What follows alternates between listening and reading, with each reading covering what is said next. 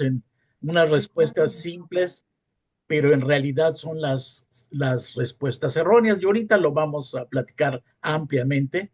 Y realmente muchas cosas como es manejar un ecosistema, que es el bosque, requiere respuestas complejas. Y estas respuestas complejas, muy pocos nos metemos ahí por muchas circunstancias. La que sigue, por favor. Y la otra que yo quiero que permee durante toda mi presentación, la que sigue, por favor, es que yo quiero que vean al bosque como bosque. Miran, dice aquí, no son osos cruzando una carretera, es una carretera cruzando el bosque. Eso es algo mucho, muy importante. El bosque es un ecosistema y nosotros nos queremos y nos metemos en el ecosistema y el ecosistema es enorme, no nada más en su superficie, sino en la biodiversidad, que ustedes cada vez están más preocupados, pero también en tiempo. El tiempo de un bosque es de cientos de años, nada tiene que ver con el tiempo humano y la superficie que abarca es enorme, mucho más allá de sus terrenos ejidales. Entonces yo quiero que lleven estas ideas y que las vayan pensando mientras yo les doy pasando el mensaje. La que sigue, por favor. Entonces nosotros como humanos tendemos a entender muy fácil lo que son los cultivos agrícolas y las plantaciones, en donde realmente son sistemas que han sido generados por el hombre y son sistemas agronómicos altamente simplificados. Esto no es un ecosistema, es un sistema creado por el hombre. La que sigue, por favor. Entonces, en estos sistemas creados por el hombre, como son las plantaciones, los sistemas salvopastoriles, los viveros, los encerraderos, la estructura y el funcionamiento de estos sistemas depende directamente de la intervención del hombre. Si no interviene el hombre, definitivamente no va a haber una producción, porque nosotros hemos cambiado la estructura a algo muy simplificado, que lo podemos manejar, y además queremos un determinado producto en un determinado tiempo que a nosotros nos interesa. La que sigue, por favor.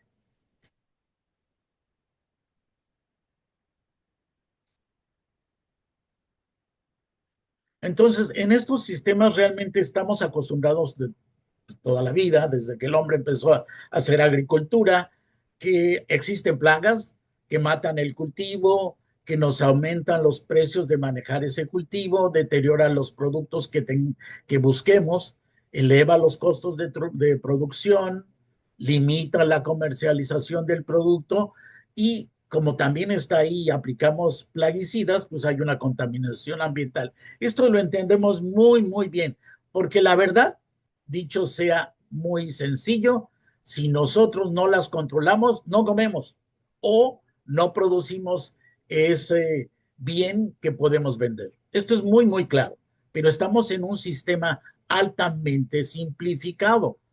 La que sigue, por favor.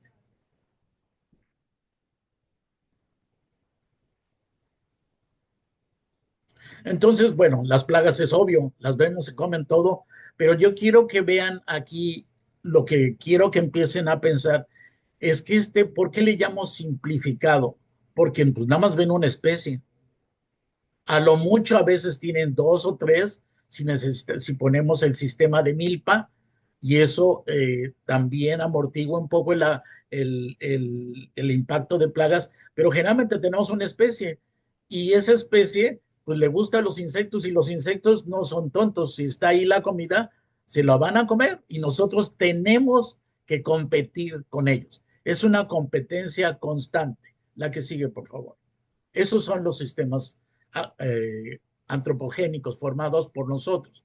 Pero en cambio los bosques ya tienen la palabra ahí, ecosistemas. La que sigue, por favor.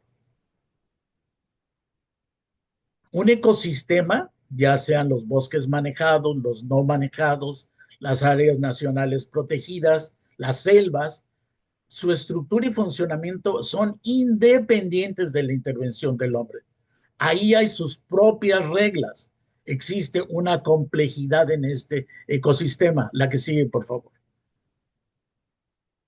Entonces, ¿Qué es una plaga? Entonces, en un bosque, para ver qué es una plaga, nosotros tenemos que preguntarnos cuáles son los objetivos del recurso. Y aquí es donde cada vez le pedimos más al recurso. Nos empiezan a aparecer palabras de sustentabilidad, palabras que nos dicen que queremos tener servicios ecosistémicos, pero la palabra plaga, ¿qué es una plaga? La que sigue, por favor. Entonces ya vimos en la agricultura que es una plaga, pero déjenme ahora detenerme un poquito y decirles que en los bosques de pino, en esos donde ustedes viven, existen muchos insectos y los insectos son especializados y tenemos insectos que se dedican a comer el polen de los pinos, se dedican a comer las piñas de los pinos, de distintas formas las chupan, la comen, las barrenan, y ellos afectan esta producción de semillas. Y la producción puede llegar hasta la afectación puede llegar hasta el 95%. La que sigue, por favor. Entonces, si el objetivo que tenemos de ese producto del bosque es obtener semilla para comer, obtener semilla para hacer reproducción de árboles, un 95, vamos, un 85%, un 80% de impacto, pues definitivamente no podemos negar que es una plaga. No podemos. La que sigue, por favor. Pero si nuestro objetivo es que el bosque se renueve solito, ese 1, 2, 3, 4, 5% de semilla es suficiente para renovar al bosque. Ustedes bien lo saben, como agricultores de toda la vida, saben que las plantas producen mucho más semilla de lo que ellos necesitan. ¿Por qué? Porque si lo vemos desde un punto de vista de repartición, pues la semilla se reparte entre los que se la comen, la que se echa a perder, la que no puede germinar y muchas cosas. Sin embargo, desde un punto de vista del bosque, aunque tengamos ese impacto de herbívoros en un momento dado, no va a afectar la regeneración de ese bosque. La que sigue, por favor. Entonces, empezamos a ver cuál es la visión que tenemos como humanos de un ecosistema forestal. Estoy hablando de ecosistemas, luego voy a hablar un poco más de ellos. En primera, que los dos bosques no deben de cambiar, deben ser exactamente iguales y no pueden morir, porque ¿cómo van a morir si nosotros lo necesitamos? La que sigue, por favor.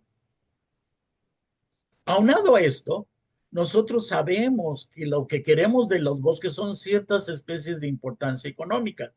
¿Y cuántas de esas especies están en el bosque? Bien poquitas. De hecho, ustedes conocen la palabra ordenamiento forestal y ordenamiento forestal es una palabra tremenda porque ustedes lo saben, es un manejo en el cual vamos a tomar los datos y vamos a tratar de mantener a una o dos especies para que sepamos cuánto van a producir al año y cuánto podemos sacar de ellas. Pero eso solo son una o dos especies del ecosistema. Hay mucho más.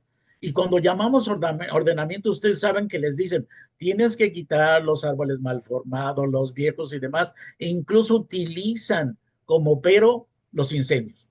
Y dicen, es que si tú no los quitas, el incendio va a subir, va a ser más fuerte y demás. Entonces tenemos que hacer algo. Esa es la visión que tenemos de un ecosistema forestal. La que sigue, por favor. Incluso precisamente vamos a hablar de los descortezadores. Utilizamos el control continuamente. Y ese es uno de me estoy suponiendo que es una de las razones por la cual Miguel me pidió esta plática y precisamente por eso empecé. Nosotros como que es fácil entender que si un insecto está matando al bosque, pues es igual que en un sistema agronómico, nos va a acabar el recurso. Pero ojo, aquí es un ecosistema. La que sigue, por favor.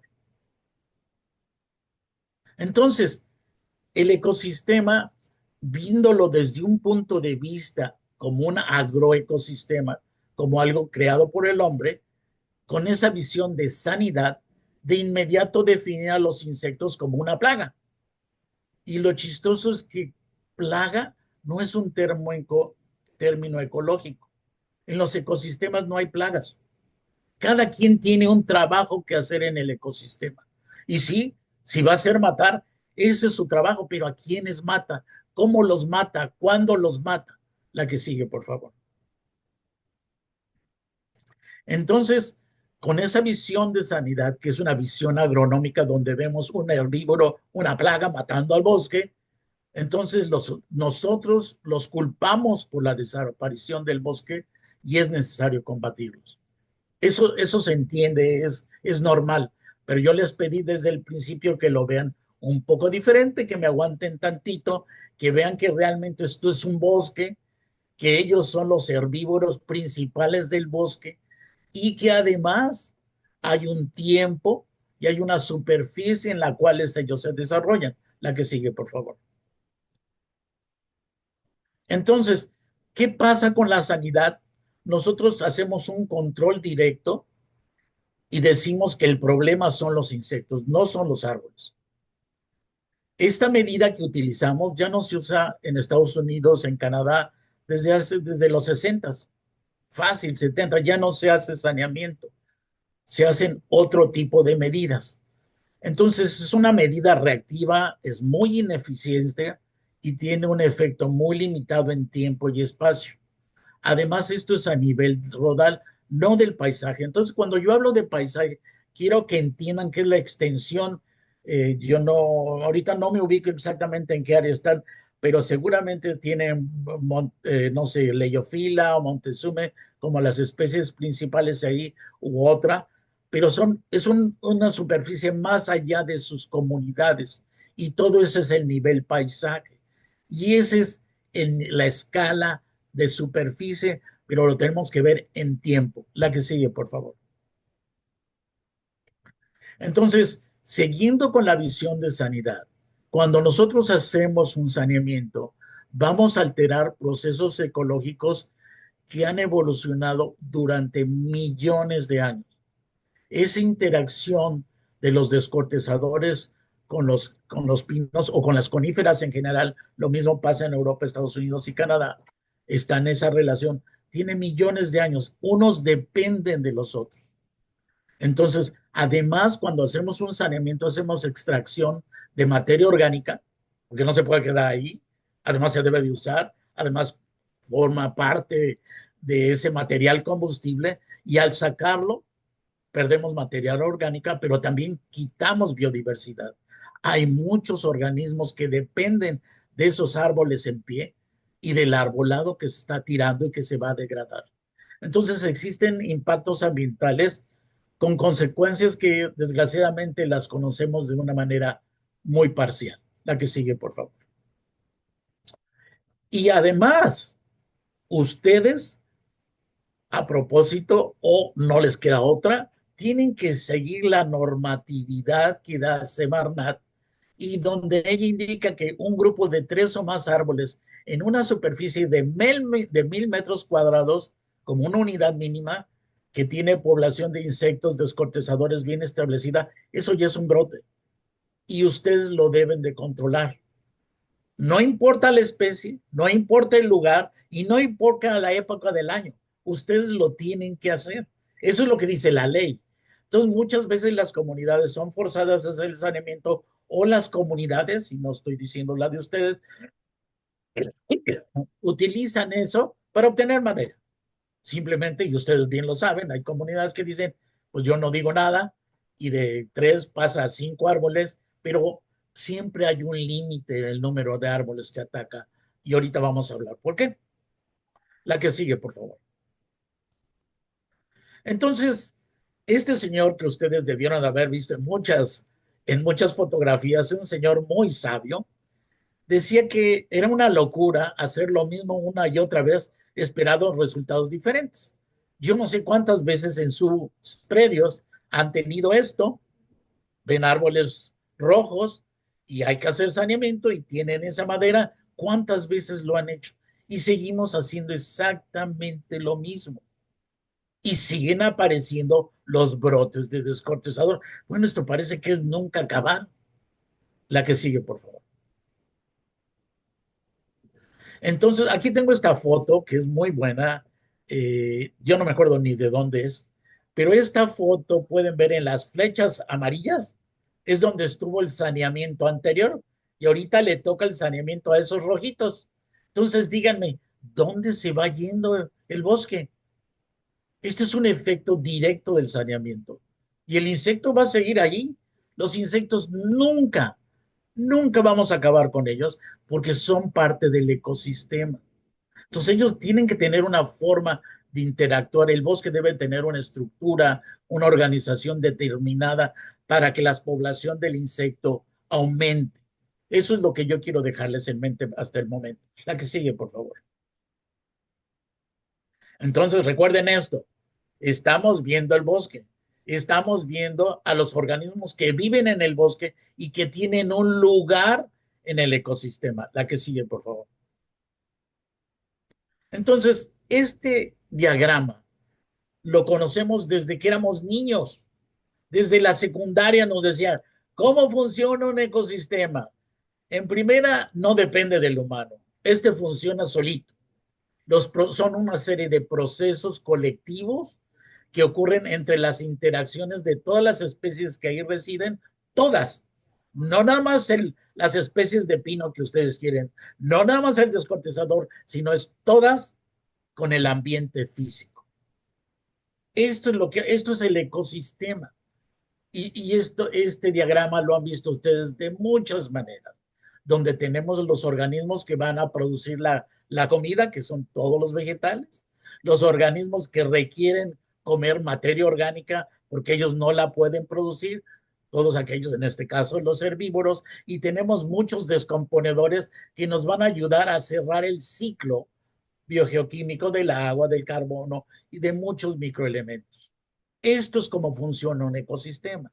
Entonces, lo que tenemos que ver es cómo diablos interactúan dos especies de organismos que están en el bosque, pino y descortezadores, pero las otras tienen un papel extremadamente importante y ni las estamos tomando en cuenta y entonces le exigimos al ecosistema servicios ecosistémicos que dependen de estas interacciones y que nosotros nada más trabajamos con dos especies de pino y un descortezador, que además queremos matar al descortezador porque con el descortezador todo va a volver a la normalidad. Eso no es cierto. La que sigue, por favor. En los ecosistemas existen disturbios naturales, es decir, el ecosistema a través de los millones de años que tienen de evolución, ellos ya han pasado sequías, han pasado heladas, han pasado hielo, todo ha pasado y ya se han mantenido. Y estos disturbios son desde los incendios, los huracanes y sí, los descortezadores. La que sigue, por favor. Entonces, todos los ecosistemas tienen, y ustedes seguramente han empezado a oír esta palabra, son resilientes.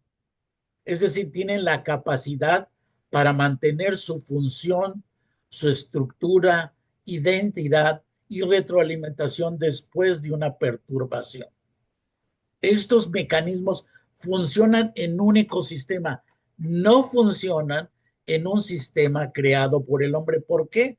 Porque en estos sistemas creados por el hombre ya rompimos y casi desaparecimos todas esas interacciones que sí funcionan en un ecosistema y funcionan en un tiempo del ecosistema y en una superficie del ecosistema, no en la superficie de 1 hectárea, 2 hectáreas o las 500 hectáreas del ejido, no.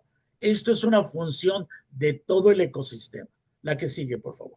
Entonces, la resiliencia es muy importante, pero además, esta resiliencia prevé que va a haber árboles que se van a morir. Y de hecho, la resiliencia cuenta con ese material orgánico que se está muriendo, porque ese material que se está muriendo va a permitir liberar recursos, tanto como nutrientes, humedad, luz, y va además permitir a los descomponedores de la madera formar parte, tomar esa función en el ecosistema para generar suelo.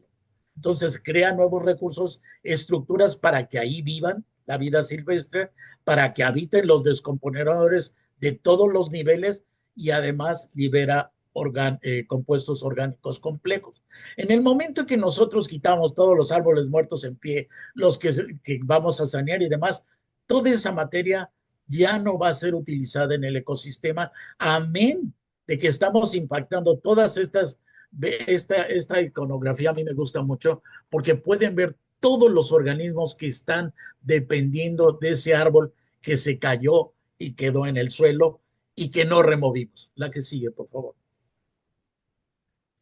Si nosotros vemos, este es un modelo conceptual en donde vemos los disturbios y algo que se llama sucesión en los bosques. Sucesión son esa forma en que el bosque va cambiando, como nosotros, es niño, luego es adolescente, luego es adulto y luego es viejo, que son esas tres estructuras que ustedes ven al centro y que dependiendo de las especies, qué tipo de bosque sea, si pino, encino o puro pino o pinos Harvey o abies o lo que sea, va a poder mantenerse de alguna manera. Abajo en estos tres rectángulos pueden ver cuáles son los elementos principales que prevén, que forman y dan lugar a esos tres tipos de estructuras de bosques. Y pueden ver que en la primera del lado izquierdo, donde los principales factores es el fuego, el viento y los insectos. En el de en medio, la competencia, el fuego, viento, hongos y los insectos. Y en el otro, donde ya está muy viejo el rodal, está la senescencia, o sea, la se volviendo viejos, los hongos y los insectos. Es decir, los insectos están metidos en todos los procesos de sucesión de la madurez y la creación de un nuevo bosque. La que sigue, por favor. Esto es algo extremadamente dinámico. Entonces, la mortalidad es un proceso biológico y ecológico normal y natural. Es algo muy complejo porque depende quién lo causa o cuáles son los elementos que están interactuando para que ocurra. Esta mortalidad la tenemos que evaluar en una escala temporal y espacial adecuada, que es la que yo les estoy diciendo. No es a nivel del rodal o al nivel de la propiedad de don Pedro que tiene 6 árboles que se están muriendo, no. Estamos hablando de todo el bosque. Pero aquí hay algo más importante. Bueno, no más importante, sino de la misma importancia. Se debe de basar en la historia natural de las especies y de la ecosistema en cuestión. Y aquí al final yo voy a contrarrestar, más bien a contrastar el bosque del pino del bosque de Oyamel. Entonces, la mortalidad, obviamente, por eso ustedes están aquí presentes, existen muchos puntos de vista con respecto a la muerte de árboles. Yo les estoy dando el punto de vista de los árboles en cuanto al ecosistema y cómo los humanos los tenemos que ver para realmente poder solucionar un problema, porque yo no digo que no esté, pero primero falta ver que por qué nada más controlamos y no prevenimos. La que sigue, por favor. Entonces, yo vivo aquí en el sur oeste de Canadá, ya tengo mis años, acá hice mis estudios, y acá, ¿qué creen? Como en el 2000, del 2010 al 2020, se fue haciendo una infestación muy grande hasta llegar a 18 millones de hectáreas. No se preocupen, México nunca va a llegar a esto y luego les voy a explicar por qué. Espero que me pregunten porque eso no viene en esta presentación, sería otra presentación, pero 18 millones de hectáreas. Estamos hablando que si ustedes ven el mapa de Canadá, es desde la frontera con Estados Unidos hasta la frontera con Alaska. La distribución de una especie de pino específicamente nada más, con una densidad muy alta, mucho más alta que cualquier especie de pino en México, porque esa es la enorme diferencia. Acá la diversidad es menor y la densidad es mayor. Entonces tienen una gran cantidad de un pino y tienen a su herbívoro especializado y de repente por cuestiones, en este caso también sería una cuestión de otra plática, entre ellas el cambio climático, se empezó a elevar la población del descortezador y zúmbale, 18 millones de hectáreas. ¿Y ustedes creen que desapareció el bosque? No, para nada. Ahí está la resiliencia. En esos 5 fotografías es lo que los investigadores le han llamado el legado. Ese es el legado que dejó los descortezadores. Como ustedes bien lo saben, los descortezadores nunca matan todos los árboles, nunca. Siempre hay algunos árboles que quedan, pero algo muy importante, y que veo que Jens y Janes y Roxanne están aquí por parte de Honduras, que ellos no me van a permitir mentir. Ellos se dieron cuenta en las infestaciones que tuvieron que nada que ver con esta superficie en Honduras, se dieron cuenta que efectivamente se murieron muchísimos árboles. Ellas tuvieron mucho trabajo, ellos digamos que son CONAFOR de Honduras, y se dieron cuenta, hicieron las evaluaciones y dieron cuenta que había regeneración natural. Entonces, ¿qué es lo que pasó? El descortezador utilizó, hizo su papel para lo que ha evolucionado en el bosque, mató a todos los viejitos, se llevó un poco de jovencitos y el árbol, pues el bosque se renovó. Entonces ahorita todos estos manchones rojos que ven ya están en verde, pero no hay árboles adultos, son puros pequeños. Y aquí sí es un problema para la industria porque definitivamente no hay árboles de tamaño comercial. Se tienen que esperar y acá arriba no se tienen que esperar 45 o 60 años como allá en México, se tienen que esperar como 100, 150 años. Entonces, desde el punto de vista industrial sí es un problema, pero desde el punto de vista del hábitat, definitivamente no es ningún problema porque el bosque sigue ahí. La que sigue, por favor. Entonces, algo que deben de entender para que vean a qué grado está íntimamente ligado un descortezador con el pino, es que ustedes saben que se crean brotes y se ven todos los árboles juntos están atacados porque este insecto utiliza compuestos que se llaman feromonas de agregación, que son generadas por el insecto y que hace que se agreguen en un árbol para matarlo. Y estas sustancias son, para que vean cómo está la coevolución, cómo han evolucionado, son derivadas de los compuestos que están en la resina del árbol. La que sigue, por favor. Entonces, este es un diagrama nada más como ocurre la formación de un foco. En el caso de los descortezadores, de los pinos, los principales dendroctonos, no sé cuáles tengan ustedes, no sé si tengan mexicanos, adjuntos o frontalis. La hembra es la pionera, entonces esta hembrita es la fuerte y dice, este es el bueno. Entonces al entrar al árbol, empieza a generar la feromona de agregación junto con la herida, que es la resina, y esto se sinergiza entre los dos, crean una atracción mayor, y de repente el árbol se va llenando, se va llenando, se va llenando, y de repente cada vez que una hembra se le une a un macho, ya ese hoyito ya no es atractivo, ya es repulsivo, porque ya la hembra tiene pareja y entonces ya no admite a otra pareja. Entonces ustedes pueden ver que a medida de que van llegando más hembras, el árbol se va llenando y de repente ese árbol ya no es atractivo y se pasan al árbol que está contiguo y empieza a ocurrir lo mismo, de tal forma que poco a poco, de una manera concéntrica, la que sigue, por favor, dependiendo de la especie de descortezador que tengan. En este caso, esto es lo que tiene nuestros, nuestros amigos de Honduras, tienen infestaciones donde se puede ver claramente estos colores. Quiere decir, cuando ustedes ven estos colores es que el insecto tiene en este caso puede tener hasta 12 generaciones al año y se pueden ver los cambios de coloración, las distintas fases que nosotros le llamamos, se ven los árboles muertos donde se generó la infestación y cómo va avanzando. A la que sigue, por favor. Entonces existe una relación directa con el insecto y con el árbol, los dos se reconocen y se mantienen. Entonces esto nos hace necesario ya no ver esto como un aspecto de sanidad, no como un aspecto agronómico que tenemos una plaga que nos está matando, no, tenemos que saber que es un herbívoro normal y que su papel ecológico es matar árboles que están en proceso ya de viejos o la población sube tan grande del descortezador que puede matar algo que no sea tan viejo.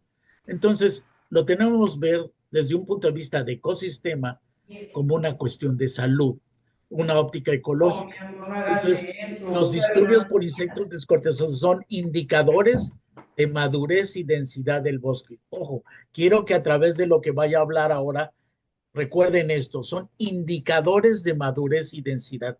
Quiere decir que la estructura que tiene el bosque va a permitir tener más o mayor número de individuos descortezadores. Entonces, en esto, los descortezadores mantienen una estructura y una composición funcional, como la fotografía que les enseñé de Canadá, donde los árboles están ahí, se mantuvieron y nada más están más jóvenes. Entonces, se tiene que esperar a que crezcan. La que sigue, por favor. Entonces, la visión de salud es el papel, tiene que ver el papel ecológico lo de los descortezadores, donde aclarean las masas forestales, promueven un aumento del crecimiento de los árboles que quedan y permite el restablecimiento de renuevo. Ese es el papel ecológico. Y por eso nosotros, si hablamos de salud, no podemos hablar de plagas. Si hablamos de un ecosistema, no podemos hablar de plagas. La que sigue, por favor.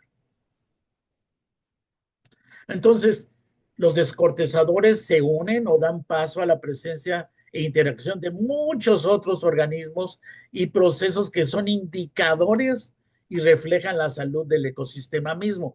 Algo muy importante que se nos olvida es la formación de suelo. El suelo es otro elemento básico de salud que difícilmente lo tomamos en cuenta, pero ¿qué tal para sus cultivos agrícolas? Compran fertilizantes, le echan agua y demás. Pues el bosque lo tiene automático si lo dejamos que funcione. Pero si nosotros quitamos el arbolado, removemos toda la materia orgánica, va a haber un sufrimiento de ello. La que sigue, por favor. Estas interacciones son tan importantes que estudios en los últimos 25 años nos han permitido ver que bajo del suelo, ustedes seguramente han oído hablar la palabra micorriza, pero va mucho más allá. Estas micorrizas, que son muchos tipos de hongos que están simbióticamente relacionados con las raíces de los árboles, permiten conexiones muy importantes, no nada más entre las mismas micorrizas, sino permiten conexiones entre los árboles a distintas edades, de tal forma que son muy importantes las conexiones de los árboles madre, vamos a ponerlos así, con todos los árboles pequeños que están alrededor. Entonces, cuando nosotros hacemos un impacto en un saneamiento, vamos a impactar directamente esto y entonces cada vez estamos rompiendo más esta estructura que ni siquiera vemos, pero al momento de hacer un saneamiento y remover madera, remover biodiversidad, estamos afectando esto y por eso, aunque tratemos de reforestar, muchas veces no funciona. La que sigue, por favor. Aquí está el estudio hecho en México por unas colegas de Oaxaca, donde lo que ellos hicieron es hacer una medición del arbolado en cuanto a su diámetro en un área, en la de arriba es un área donde había infestaciones por descortezadores, en la de en medio es un área donde se hizo saneamiento y en el de abajo es un grupo control donde no había ni saneamiento ni infestaciones. Si ustedes ven la estructura diamétrica, la más grande va arriba de 100 y está representada muy bien en el grupo control, en el de abajo. En el de saneamiento ya no existe. En cambio, en donde hay infestaciones con descortezadores, pueden ver que prácticamente están todas las clases diamétricas. En el saneamiento desaparecen a partir de las de 40 o 50 de diámetro y entonces hay un impacto definitivo en la estructura del bosque. La que sigue, por favor. Ellos mismos encontraron que la biodiversidad también había sido afectada.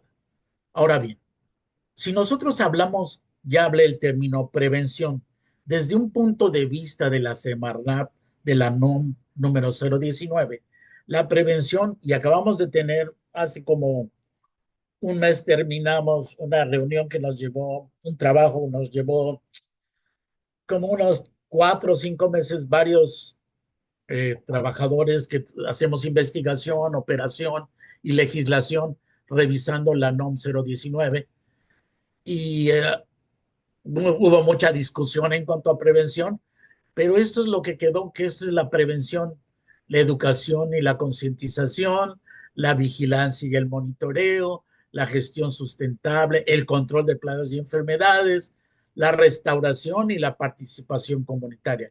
Eso, desde el punto de vista oficial operativo de la CONAFOR, eso es prevención, la que sigue. Pero, insisto, tenemos que ver el papel ecológico de los descortezadores como renovadores de bosque, la que sigue. Entonces, antes de ver qué realmente es prevención para los países que ya no utilizan esos métodos porque lo que hacen es prevenir, voy a utilizar este modelo conceptual muy sencillito. Aquí vemos claramente que tenemos al centro los bosques de coníferas y los descortezadores, y podemos ver claramente que el clima obviamente afecta a los bosques y a los descortezadores. Esto es algo muy importante, sobre todo que actualmente las personas piensan mucho en el cambio climático, pero chistosamente piensan que afecta al bosque y no afecta a los descortezadores, que eso sería el motivo de otra plática, pero no, a ellos también los afecta directa e indirectamente. Vemos que el fuego afecta a los bosques y el manejo afecta a los bosques. La que sigue, por favor. Entonces, ahorita lo que nos interesa es esta confrontación de los bosques con los descortezadores, desde un punto de vista del ecosistema. La que sigue, por favor. Entonces, tenemos estas dos áreas muy grandes, donde tenemos la dinámica de los bosques de pino por el lado izquierdo y por el lado derecho tenemos la presión del insecto, tomando en cuenta así muy generalmente las generaciones que tiene el insecto al año y la historia de las infestaciones. Esta historia de las infestaciones la están llevando muy bien en Honduras, siempre se los voy a decir a Roxana y a Jensi, y en medio está algo muy importante, la susceptibilidad del bosque. El estrés, pueden hablar del cambio climático, pero la estructura y composición del bosque es número uno. La que sigue, por favor. Entonces, si nosotros queremos ver cómo entra la prevención y el control entra exactamente aquí donde está lo anaranjado. Nada más, estamos incidiendo exclusivamente en el insecto. Pero si nosotros queremos hacer prevención, tenemos que incidir en la susceptibilidad del bosque. Tenemos que saber cuál es la estructura y la composición del bosque que lo hace más susceptible a que sea atacado por descortezadores, pero además, puesto que en los descortezadores viven en el bosque, cuáles son esas condiciones que tiene que hace que aumente el número de insectos en el bosque. La que sigue, por favor. Entonces, si bien todos los servicios forestales en Latinoamérica revisan esto, superficie afectada, o sea, el impacto, el volumen muerto, el volumen a cenar, el número de brotes, qué hay en cuanto a las amenazas y riesgos. Y esto ya se empieza a ver, incluso en México se ha empezado a ver un poco esto y se empiezan a generar sistemas de riesgos que pueden ser evaluados. La que sigue, por favor. Entonces, ¿qué es una amenaza y qué es un riesgo? Les voy a poner algo muy coloquial. Entonces, amenaza es algo que puede causar daño y el riesgo es la posibilidad de que una amenaza cause un daño. Entonces, por ejemplo, el agua es una amenaza. ¿Y qué pasa? Pues si nosotros brincamos al agua sin saber nadar, pues es un riesgo. La gasolina es una amenaza y se vuelve un riesgo si prendemos un cerillo. La amenaza es manejar y si texteamos, pues es un enorme riesgo. Entonces, en realidad, las amenazas son los descortezadores, pero los riesgos son las condiciones del bosque. Entonces tenemos que ver ambos, no nada más uno. La que sigue, por favor. Y por ahí va la prevención. Entonces, las amenazas, además de ver los impactos, tenemos que monitorear las poblaciones de los descortezadores.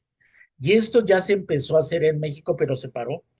Y afortunadamente Honduras ahí la lleva, ya lleva varios años haciendo esto y ya puede empezar a tener una estadística y una historia del número de brotes que tiene y los números de insectos que está atrapando en su sistema de monitoreo. Pero por otro lado están los riesgos, la susceptibilidad de los bosques que lo podemos medir en términos de biodiversidad, de densidad, de edad, de conectividad. Esto es bastante más complejo, pero lo tenemos que hacer. La que sigue, por favor. Y este diagrama yo quiero que lo vean con mucho detenimiento. Eso no es tan difícil, pero lo voy a tratar de explicar. Esas líneas que ustedes, las columnas que ven ahí del lado derecho, donde dice características de los rodales, son las características que se toman en todos los estudios taxonómicos, que es la densidad, el área basal, el porcentaje de pino, el índice de sitio, el porcentaje de cobertura, el DAP, la altura y la edad, todo eso se toma en cuenta. Esas son constantes que se hacen en todos los estudios. Pero eso, ¿en qué tiene que ver? ¿Cómo influencian al riesgo? Entonces, la distancia entre hospederos tiene que ver con la distancia de vuelo y la atracción de las feromonas. Tiene que ver con la disponibilidad de recursos y el balance entre el crecimiento y la resinación. Y esos asteriscos, perdón, les hace ver en cada uno de estos rubros cuáles son esas características importantes. El rodal, la edad y el tamaño, los rodales maduros son menos vulnerables. En la nube de feromonas, es decir, es que nosotros no leemos las feromonas, pero podemos oler el bosque. Si tuviéramos un olfato de insecto, leeríamos el bosque tal como las feromonas, y entonces lo que podemos ver es cómo se distribuye esa nube de atracción debido a la densidad de copas y movimiento del aire. Entonces, como pueden ver, la densidad, la edad y las especies de los árboles tienen mucho que ver con ese riesgo que pueden crear para crear un brote. La que sigue, por favor. De tal forma que en Estados Unidos y acá en Canadá, la prevención no va a haber esa serie de elementos que les leí de CONAFOR, no, para nada. Tiene que ver con cortar rodales que son susceptibles. En el caso de acá, específicamente, son aquellos que tienen una edad de mayor de 80 años o que tienen un DAP de mayor de 25 centímetros, por ejemplo. Ellos piden crear un mosaico de edades dentro de la cuenca. Ustedes me van a decir si realmente hacen ese mosaico de edades o prefieren tener todos de una sola edad. Promover mezcla de especies, no, porque eso baja la productividad. Hacer los rodales de pino a prueba de descortezador, que era lo que yo les decía, reducir las densidades. En el caso específico para pinos con torta, con respecto a Dendroctonus ponderose, ahí dice menos de 500 arbolitos por hectárea, porque ellos a través de estos procesos regulan luz, temperatura, vientos y vigor. Esta es la prevención en Canadá y Estados Unidos y es lo que no hacemos en México, que es la otra parte. O sea, nosotros en México lo que vemos es el impacto y reaccionamos ante el impacto, matamos los insectos y de todos modos los insectos están ahí. Y lo peor es que las condiciones que nosotros creamos después de un saneamiento generalmente predisponen al rodal que queda a otras infestaciones. La que sigue, por favor. Entonces, el objetivo de prevención es mantener un arbolado y una estructura silvícola vigorosa y al mismo tiempo poco susceptible a generar poblaciones altas de descortezadores. Ojo, todos los estudios que hacen taxonómicos es para tener una estructura silvícola vigorosa. ¿De quién? De una o dos especies, no del ecosistema. ¿Y por qué remueven árboles viejos? Porque no les pueden hacer, porque se van a quemar. Déjenme decirles que las estadísticas donde se ha evaluado la factibilidad de que un bosque que tiene árboles muertos en pie, incluso la madera plagada, no está directamente relacionados con la intensidad de los incendios. Y esto está probado ya científicamente. La que sigue, por favor. Ahora pasemos a las áreas naturales protegidas. Las áreas naturales protegidas tienen objetivos de protección, conservación y mantenimiento de las funciones. Buscan mantener su salud, es decir, su funcionalidad y persistencia en el espacio, y ubica el papel de los descortezadores dentro de la dinámica de disturbio natural y no como una plaga a controlar. Ojo, esto es lo que debieran de ser el área natural protegida. Y estas fotografías que ustedes ven aquí, yo tengo ya varios años, ya casi 8 años, de trabajar en el Parque Nacional Volcado Nevado de Colima, que en cuanto ustedes puedan, visítenlo. Estas fotografías, usted de abajo del lado izquierdo, es del 2003, que fue el último saneamiento que se hizo contra Dendroctonus adjuntus en el parque. A partir de ese año se tomó la decisión de no más saneamientos por todo lo que les acabo de explicar. Entonces, ahorita en el 2024 el parque está hermosísimo. Y sí, las flechas pueden ver claramente que hay brotes del descortezador. ¿Se han expandido? No, siempre están ahí. Y siempre hay arbolado muerto. Y siempre hay reciclaje. Y han regresado aves que no habían sido vistas de los finales de los 30, han regresado ahí porque hay árboles muertos en pie. La cantidad de especies que están ahí para alimentar, por ejemplo, colibríes, ha aumentado y es un sitio de refugio. Entonces, hay muchos elementos ecosistémicos que permite decir con mucha seguridad que después de 20 años de haber detenido los saneamientos, el bosque está mejor que nunca. De hecho, la superficie forestal arbolada ha aumentado grandemente. Pero eso es material de otra presentación. La que sigue, por favor.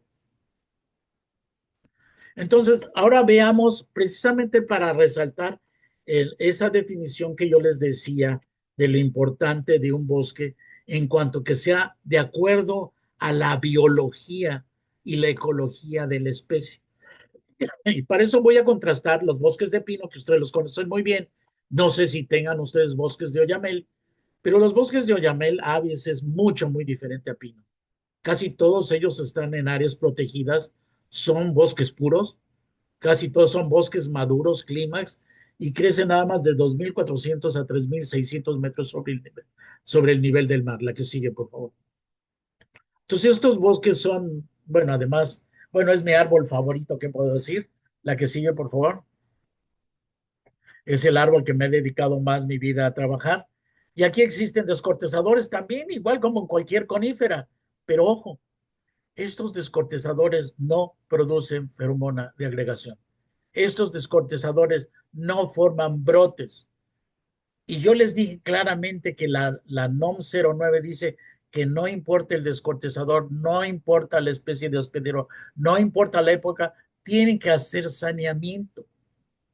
Y estos insectos no tienen feromonas de agregación, no se agregan para matar árboles. Están muy relacionados con árboles que tienen pudrición de raíz, que es algo que nadie ve. La que sigue, por favor. Y esto es a nivel mundial. Los insectos así, estos son los hongos podridores de raíz. Seguramente, si conocen bosques de aves y tienen una cierta curiosidad, lo van a ver en la base de muchos árboles que se ven rotos, se rompieron porque están podridos.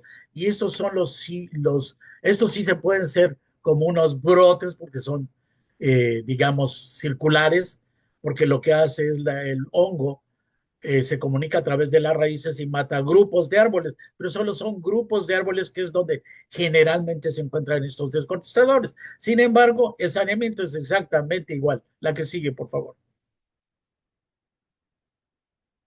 Y ustedes conocen el bosque de la mariposa monarca, espero que los conozcan.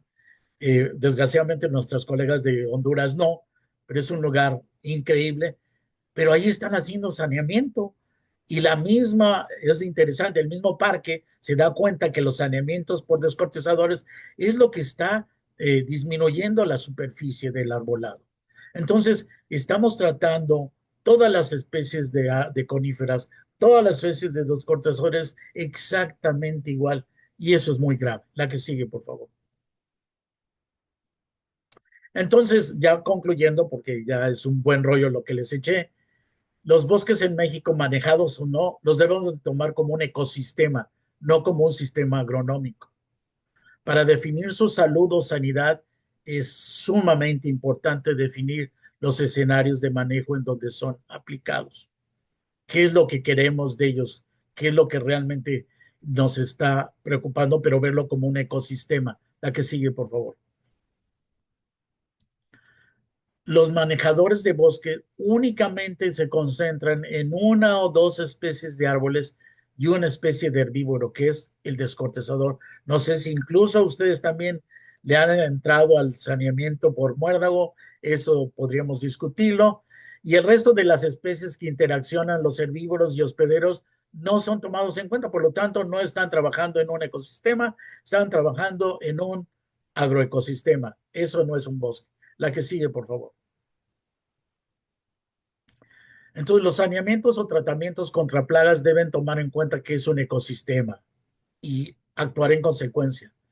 Para poder ser óptimos, estos los deben de tomar en cuenta y y no ejercer un mayor daño que el que quieren realizar. Esta foto es hermosa, es del volcán de Conlima, y ahí pueden ver todos los árboles muertos en pie, y ahí viene la regeneración y el bosque se mantiene, el suelo, incluso en estudios, esto, todo esto está por ser publicado y las tesis ya están publicadas, donde se ve cómo la materia orgánica y los micronutrientes se mantienen gracias a que se detuvo el saneamiento. La que sigue, por favor. Falta mucha investigación, mucha, a realizar en cuanto a los pinares de México para conocer esto, tener los elementos para la prevención, la composición y estructura del bosque que promueve poblaciones altas de descortizadores. Aquí les dejo esta foto, que si ustedes conocen la Malinche, así es como se ve.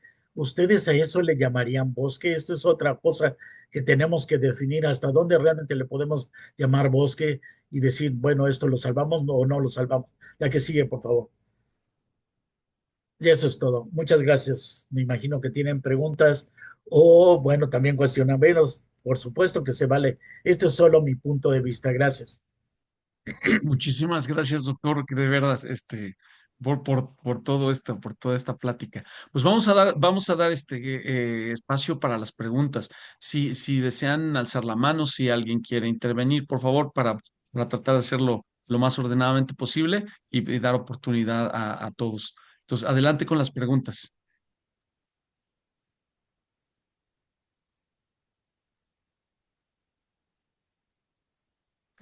Jorge, sí, adelante, adelante, por favor. Perdón, tienes el micrófono está apagado. Ahí está.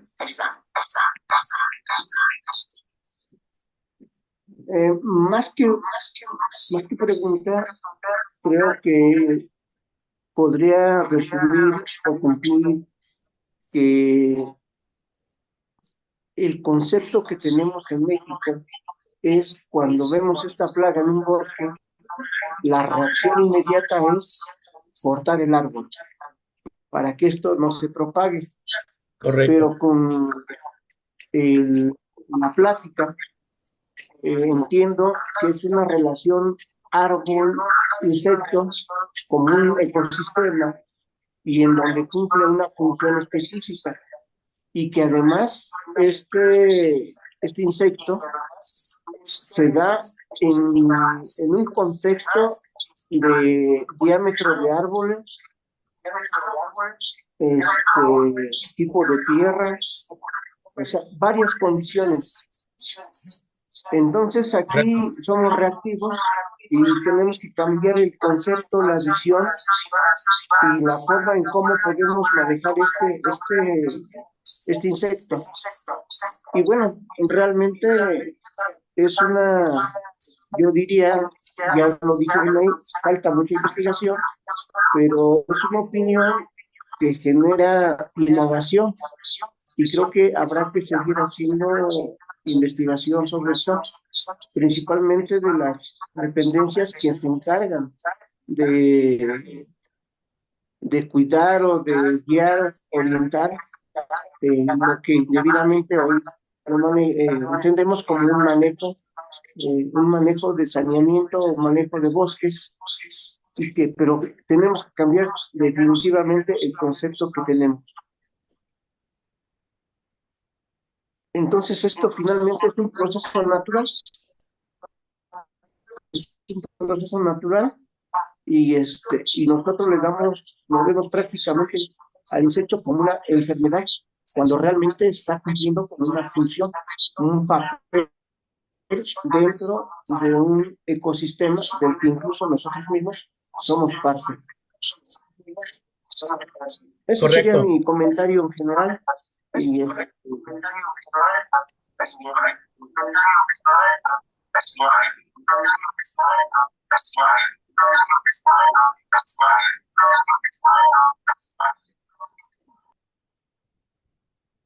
Correcto, sí, nada más que hay que tomar mucho en cuenta la qué superficie es y durante cuánto tiempo.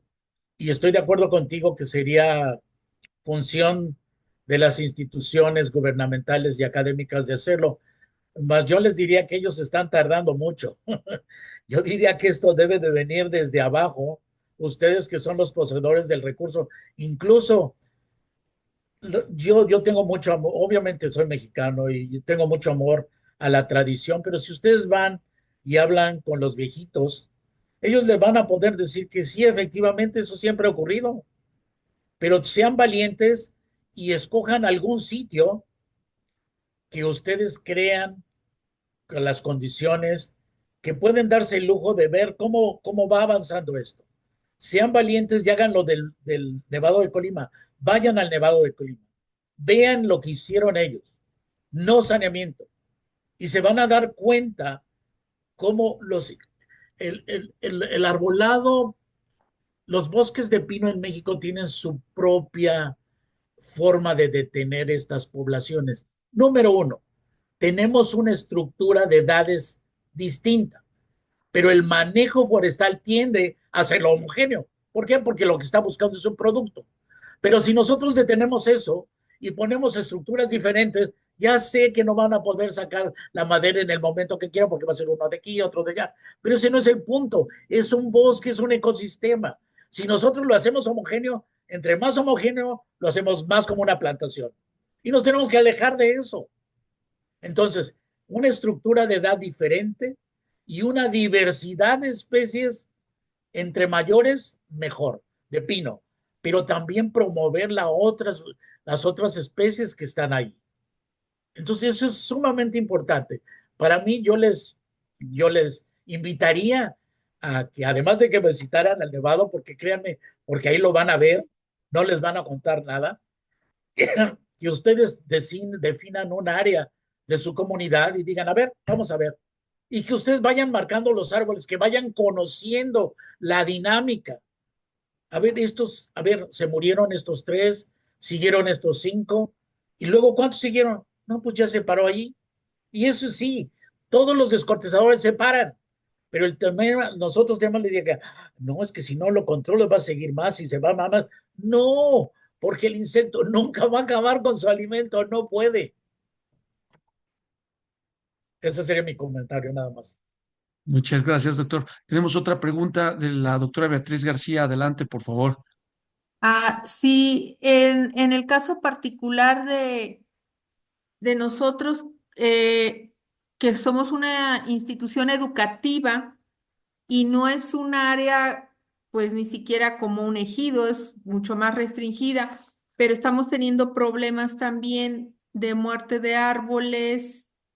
En este caso, pues bueno, se caen, pero pues están en los jardines de la institución ahí. Sí valdría la pena pues quitarlos porque pues es el jardín y se cayó el árbol y dejar que solo vuelvan a nacer más pequeños o plantar otros. Lo que pasa es que ahí ya no es un ecosistema. Obviamente, si No, me dices que es un jardín, ya no es un ecosistema. no, ya Ahí se no. vale hacer lo que ustedes deban de hacer, porque además sí es un peligro esos árboles dentro de un jardín, definitivamente. Ahí Ok. sí lo tienen que hacer, no hay de otra. Ahí sí saneamiento. Claro, porque es un sistema, no un ecosistema. Sí, ok, Incluso gracias. yo diría no un saneamiento, simplemente retiren los árboles y ya. Ok. Y sembrar nuevos. Ah, por supuesto. Y si se pueden de los mismos, mejor. Y si pueden, en la región hay otras especies, metan otras especies también. Porque lo que hacen es Hagan de cuenta que los insectos es como un cultivo agrícola. Si ustedes sembran maíz, todos conocen el maíz y conocen al cogollero, ¿verdad? Sí. ¿Conocen un lugar donde no haya cogollero? Pues no, porque siempre hay maíz. Pero si nosotros empezamos a meter otras cosas, el impacto del cogollero se va disminuyendo porque tenemos mayor diversidad, pero llegan otras porque tenemos más de otras especies. Es la misma manera, nada más que en este, si fuera el ecosistema, se regula solito, pero si es Sí. algo artificial como un jardín, no. Ok, gracias. No. Muchas gracias. Tenemos otra pregunta de Roxana Torres. Adelante, por favor. Sí, buenas tardes. Bueno, siempre es un placer. Rosana Torres de Honduras, el ICF, la institución encargada de la política forestal de nuestro país. Y pues siempre es un placer escuchar al doctor Macías. Hemos aprendido mucho de él y la verdad es que siempre nos gusta escucharlo para estar recordando todas esas recomendaciones que debemos acatar para poder avanzar más en esta temática.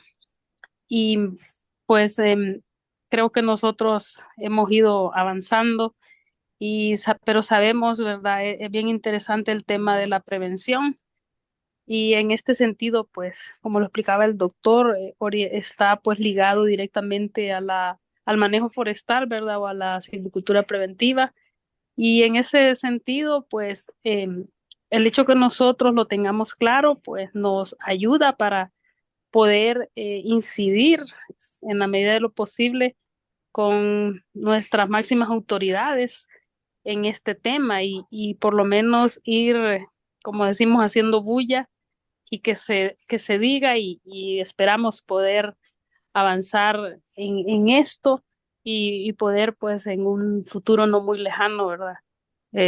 Empezar a manejar el bosque, no solamente viendo la parte de aprovechamiento como es lo que más prevalece actualmente, sino con miras a prevenir las infestaciones por descortezadores y para ello pues es tomar en cuenta todos los aspectos que el doctor estaba explicando.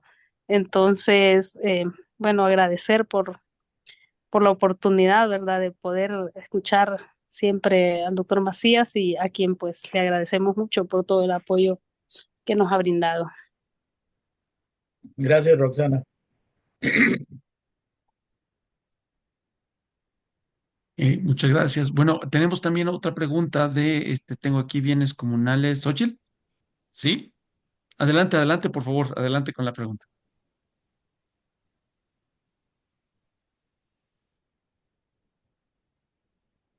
Ah, este, algo que me llama la atención es una de las medidas preventivas que en este caso es la mezcla de especies, porque efectivamente en nuestro bosque se da solamente sobre el pino. Sin embargo, nosotros tenemos una zona pedregosa y bueno, habría que hacer el estudio para ver qué otro tipo de especie pudiéramos mezclar o combinar para que, para que se plantee como una medida preventiva que regule la contención del gusano como su alimento. Pero esto no va a ser tan sencillo con nuestras autoridades que se encargan de normar, en este caso, de Probosque. Sin embargo, bueno, creo que vale la pena intentarlo y buscar alternativas de otras especies que puedan sembrarse en estas zonas, sobre todo por el tema de que es una zona es pedregal y eso dificulta el tema de la raíz que pueda, ahora sí que puede echar raíz. Pero bueno, creo que a mí me llama la atención y sobre esto vamos a encauzar nuestras inquietudes próximamente con las propias autoridades normativas, en este caso particular, con Probosque.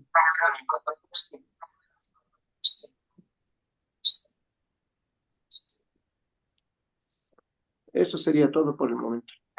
Gracias, gracias, muy amable. Gracias, Jorge. Bueno, adelante tenemos otra pregunta. Perdón, Jorge, la pregunta era de Xochitl también, ¿es la misma? ¿Sí? ¿Era la misma? ¿O Xochitl tenía otra pregunta?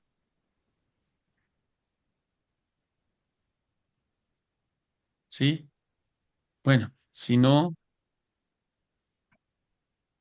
sí, sí, sí o no. Sí, si no, damos espacio o bueno, si no, más adelante vamos a seguir para dar continuidad, pero sí, adelante, por favor, si necesitan hacer más preguntas, por favor. Tengo aquí en lista a Marcela Núñez, adelante, por favor, si gustas hacernos la pregunta, hacerle la pregunta al doctor, perdón, y adelante. Eh, sí, más que nada quería saber su opinión. Como usted bien lo dijo, nosotros tenemos otra problemática y es en plantaciones, justamente, en donde estamos trabajando con monocultivo. Sin embargo, veo que hay un montón de elementos de los cuales usted nos explicó que interactúan para que el insecto no prospere tanto como es la sanidad del bosque, el vigor del bosque, y la mezcla de edades. O sea, una de las ventajas, porque le comento, lo que nosotros pensamos que iba a ser un ataque muy grande después de una sequía, de un cambio, o sea, de un periodo de sequía muy grave que provocó el decaimiento de los árboles en zonas, en superficies muy grandes, de miles de hectáreas. Una vez que pasó el fenómeno de la sequía, si bien la población de los escolítidos era altísima, no siguió prosperando.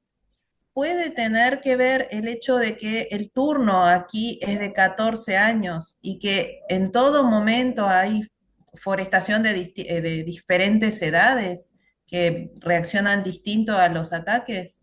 Esa sería mi pregunta porque estamos tratando yo sigo monitoreando, estamos monitoreando quincenal o mensualmente la plaga, las plagas, pues son varios géneros que encontramos, todos exóticos, y cada vez hay menos. O sea, ya si bien en los restos de cosechas prosperan muchísimo, el resto de cosechas es impresionante la cantidad que se encuentran, pero al bosque no pasan, al bosque que está en pie ahora, en este momento.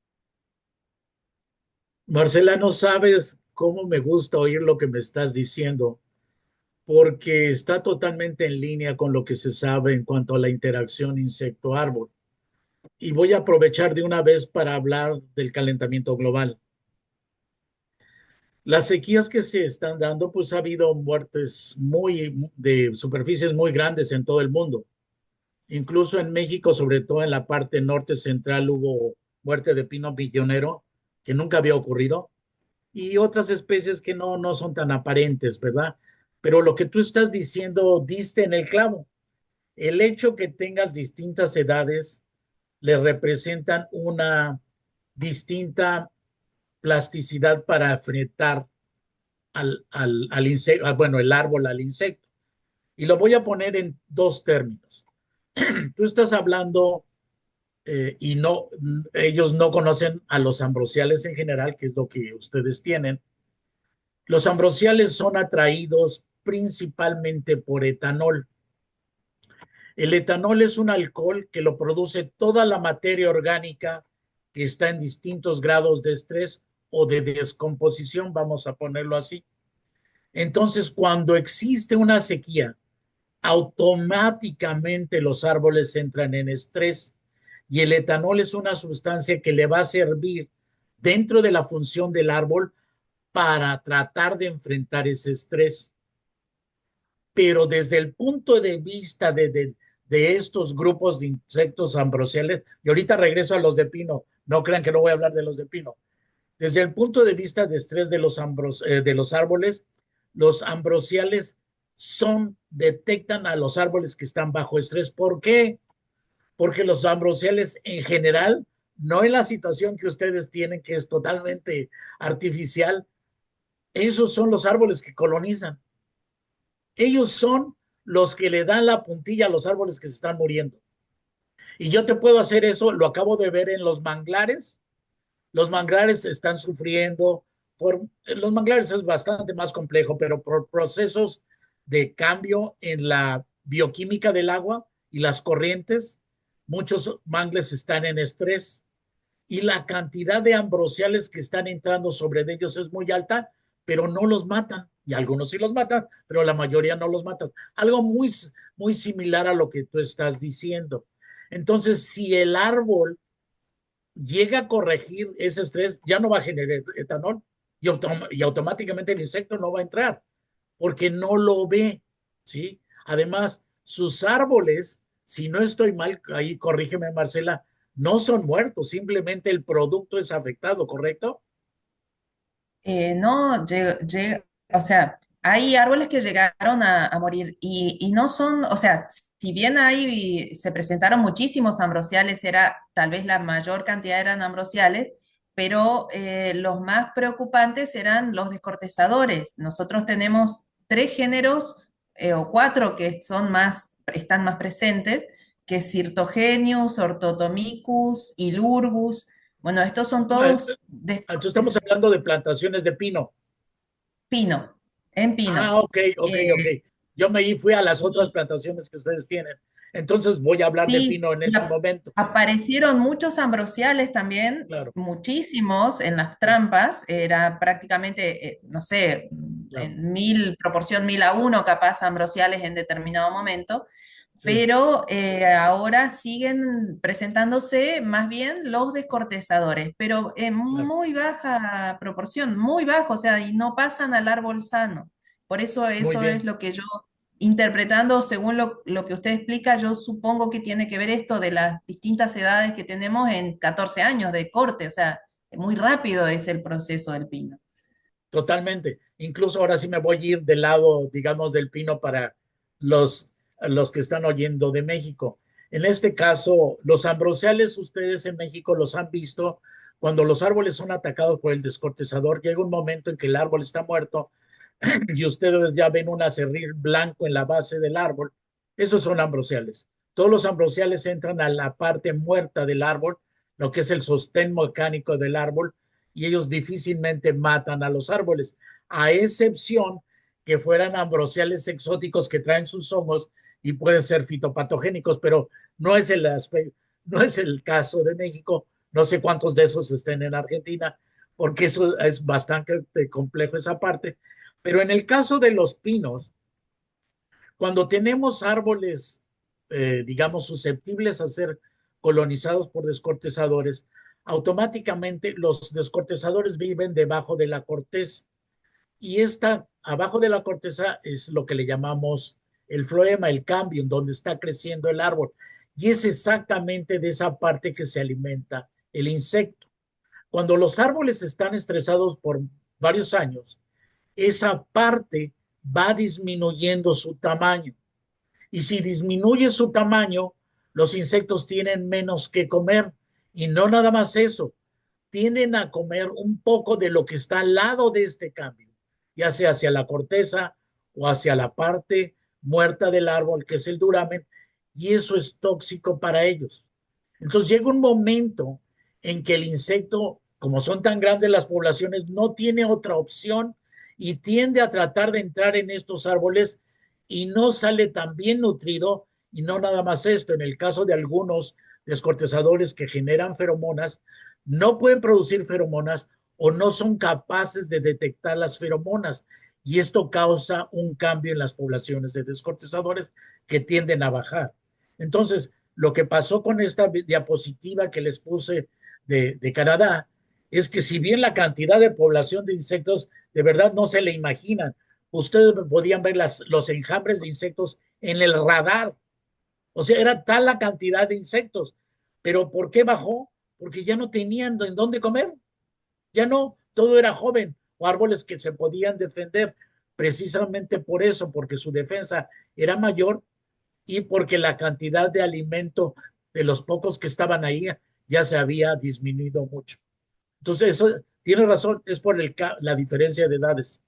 No sé si los de México entendieron esta explicación.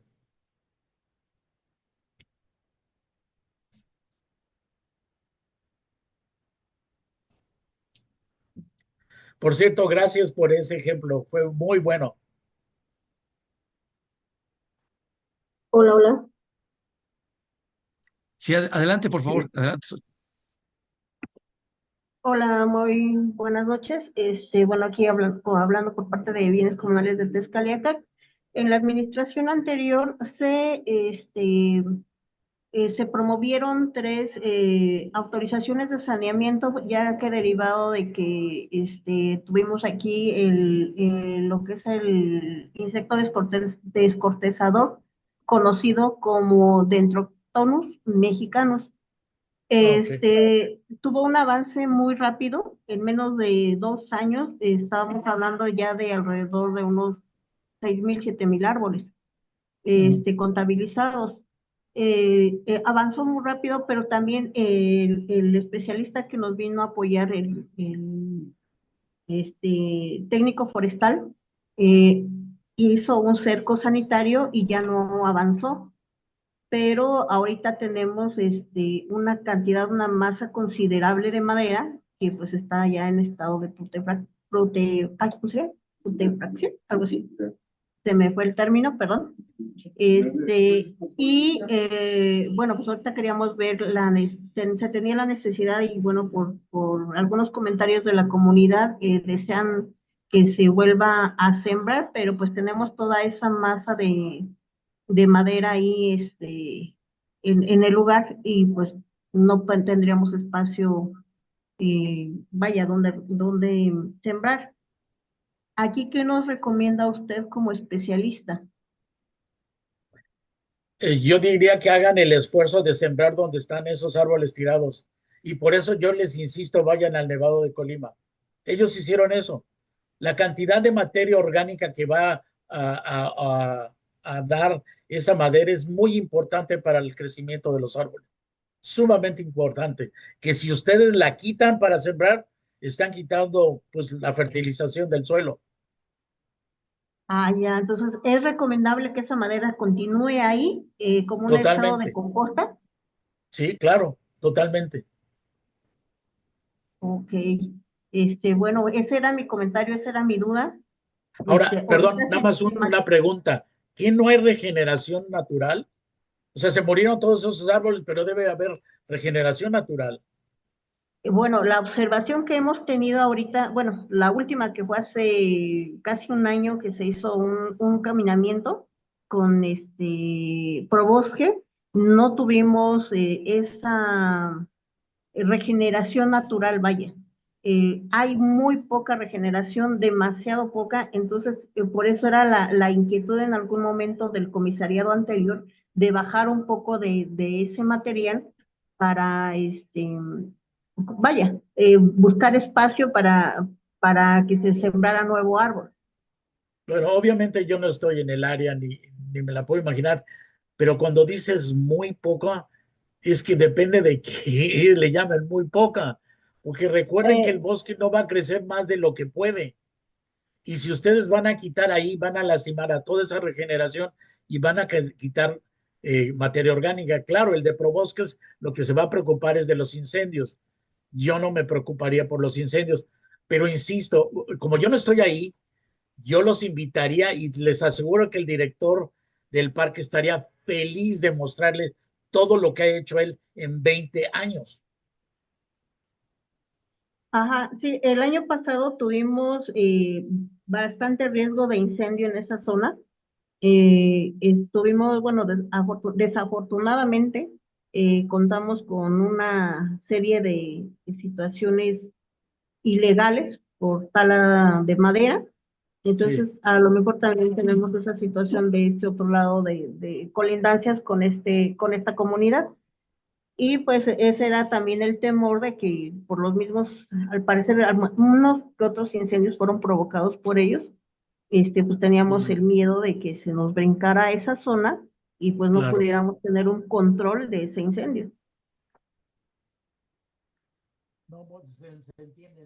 La verdad, mi recomendación sería muy general, insisto, yo no estoy ahí, pero que trataran de utilizar esa madera como, digamos, los fertilizantes para la regeneración y Y, o sea, no hay mejor cosa que ustedes vean ejemplos.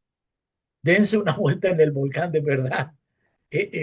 Pepe José se llama José Villa, tiene mucha experiencia en la regeneración, en la reforestación, precisamente porque él tuvo que corregir todos los errores que se tuvo de más de 60 años de tala y de saneamientos en ese bosque, porque la papelera San Rafael tomaba de ahí el material.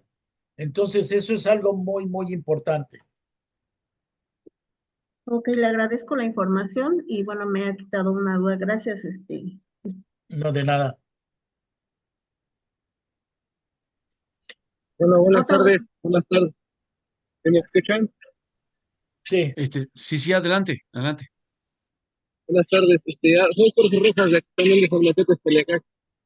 Me uní a la plática, está muy interesante. Entonces, en este caso, que es ahí en el suelo del Farmacéutico, hay un área, que se llena de madera, lo que se podría hacer entonces es quebrar o romper esa madera y que quede ahí mismo, ¿no? Y ya haya más espacio a lo mejor para poder sembrar los árboles. Y como están los árboles así, pues a lo mejor cuesta poco, pero no sé si hay una manera de romperla o de quebrarla, para triturarla, no sé, para que sea más rápido a lo mejor la regeneración del suelo. Y estoy recomiendo entonces la reforestación con árboles de oyamel. Esa es mi pregunta. Uh, Ay, hijo, lo que pasa me hiciste volar mi imaginación. No, tiene razón, se tiene que picar toda esa madera, incluso quizás deban de hacer algunas labores de retención del suelo, pueden usar esa misma madera. Yo no soy un experto en eso, he aprendido mucho en el Nevado, entonces no podría decir mucho. En cuanto a Oyamel, ahí sí te podría decir, si en los terrenos son así con piedra, no va. El Oyamel es muy difícil. En primera necesita estar amadrinado, debe de tener una planta a un lado. Son pocas las plantas que sirven para amadrinar. El suelo debe de estar excelente, debe de tener musgo, tiene que tener una humedad muy alta, debe de estar. No creo que no sea bueno reforestar porque Oyamel no hay ahí, ¿o sí?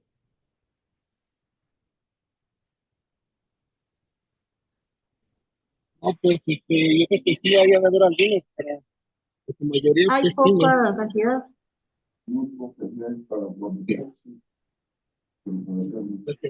Pero entonces sus tierras están arriba de los 2.800.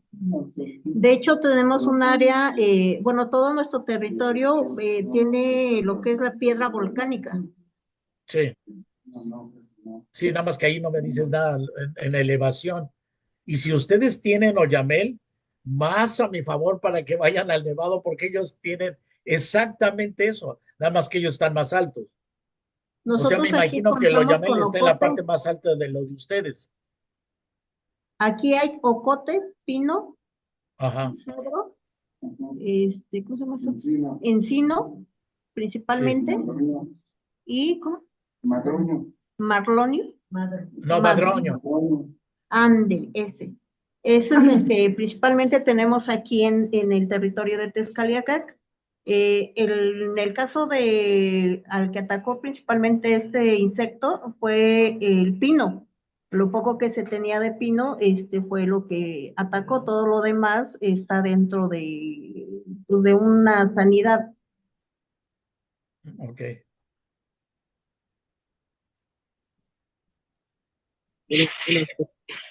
Estamos a 2.650 metros, ¿no? Estamos sobreviviendo aquí en el pueblo de Peliacá.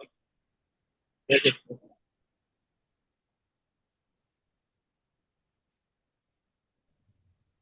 Un Creo que no se momentito, escuchó por muy favor. bien. No sé si doctor escuchó, ¿alcanzó a escuchar usted? Están en una No, un reunión. momentito.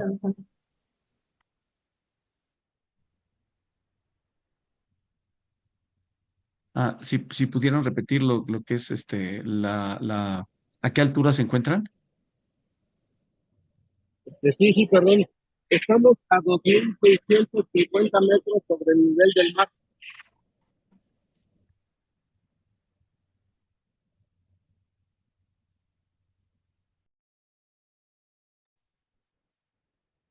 Sí, de acuerdo. Bueno, no sé si hay, vi otra mano levantada, perdón, de doctora Betty, creo que estaba levantando la mano. Ya regresé, perdón. Lo que pasa es que ya, para mí, ya acá es tarde y tengo que irme. Lo lamento mucho, pero podríamos De tener acuerdo, otra sesión cuando quieran. de acuerdo, de acuerdo. Pues no sé si hay alguna otra pregunta rápida para cerrar esto y para agradecerle al doctor, ¿no? Si alguien más, doctora Betty, alguien más tenía alguna pregunta, si no, No, solamente era para dar el dato de la altura de Tezcaliacac, pero sí, acá reportaban entre 2.500 y 3.000 metros sobre el nivel del mar. de acuerdo, Ah, muy bien. Sí, entonces ya veo por qué tienen avies. Una disculpa, la verdad, pero acá de acuerdo. el tiempo corre. De acuerdo, doctor, muchísimas gracias. Gracias a todos por asistir. Gracias por su valiosísimo tiempo y por toda esta información. Entiendo por aquí que hay un reconocimiento de parte de bienes comunales de San Mateo, perdón, de San Mateo, sí, bueno, San Mateo Texcaliacac. Eh, no le quitamos más tiempo si tiene usted que salir, se lo hacemos llegar. Gracias, doctor, por todo este tiempo. Gracias a todos, por su tiempo y pues nos despedimos si no hay más. Doctor. Gracias, Muchas gracias por la invitación. Hasta luego.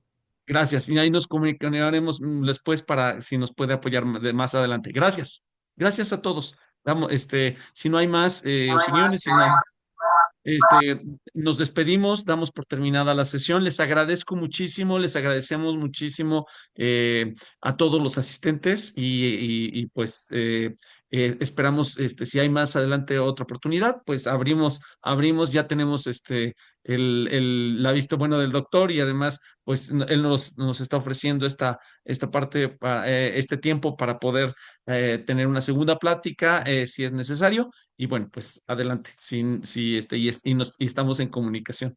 Les agradezco a todos, que pasen muy buena noche a todos. Saludos a todos. Gracias. Gracias, buenas noches. Gracias a todos. Gracias. Gracias, hasta luego.